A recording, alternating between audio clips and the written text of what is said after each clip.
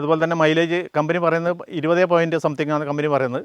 ഒരു 18 മൈലേജ് എനിക്ക് കിട്ടി ഓൾറെഡി. ഒരു 10,000 കിലോമീറ്റർ ആയി ഇപ്പോൾ ഓടിയിട്ട്.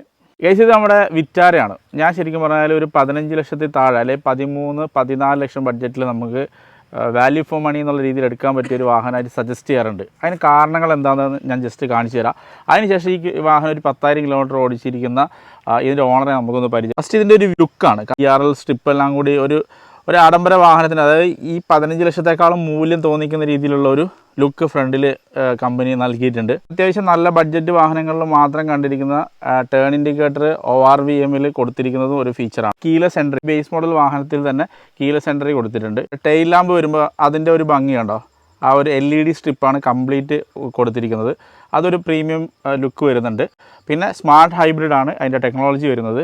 ആ രീതിയിലും ബെനിഫിറ്റ് ഉണ്ട്. പിന്നെ നിങ്ങൾക്ക് അവിടെ ഡീഫോഗർ കാണാം. റിയർ വൈപ്പർ ഇല്ലാന്നേ ഉള്ളൂ. പിന്നെ വീലിൻ്റെ സൈസ് വരുന്നത് 17 ഇഞ്ചാണ്. പിന്നെ പുഷ് ബട്ടൺ സ്റ്റാർട്ട് വരുന്നുണ്ട്. സീറ്റ് ഹൈറ്റ് അഡ്ജസ്റ്റ്മെൻറ്റ് വരുന്നുണ്ട്. സ്റ്റിയറിംഗ് മൗണ്ടഡ് ഓഡിയോ കൺട്രോൾസ് വരുന്നുണ്ട്. പിന്നെ ആംറസ്റ്റ് വരുന്നുണ്ട്. 4 ഡോർ പവർ വിൻഡോസ് കാര്യങ്ങൾ വരുന്നുണ്ട്. കേസ് അതുപോലെ തന്നെ ഓട്ടോമാറ്റിക് ക്ലൈമറ്റ് കൺട്രോളും ഈ ഒരു ബഡ്ജറ്റിനകത്ത് വരുന്നുണ്ട് കേട്ടോ. ഈ ഒരു റിയർ AC ആണ്. കാരണം ലോങ് ഡ്രൈവ് പോകുന്ന സമയത്ത് നമുക്ക് റിയർ AC ഇല്ല എങ്കിൽ ഭയങ്കര അൺകംഫർട്ടബിൾ ആണ്. പിന്നെ അതുപോലെ തന്നെ റിയറിലും ആംറസ്റ്റ് കാര്യങ്ങൾ വരുന്നുണ്ട്. പിന്നെ ഇതാ ടോപ്പ് ലൈറ്റ്സിൽ നമുക്ക് റീഡിംഗ് ലാമ്പായിട്ട് ഉപയോഗിക്കാൻ കഴിയുന്ന രീതിയിൽ 2 ലൈറ്റ് ടോപ്പ് ലൈറ്റായിട്ട് കൊടുത്തിട്ടുണ്ട്. അതിൽ എന്താ പറയുക, ഹാൻഡ് ഗ്രിപ്പും കാര്യങ്ങളും കൊടുത്തിട്ടുണ്ട്.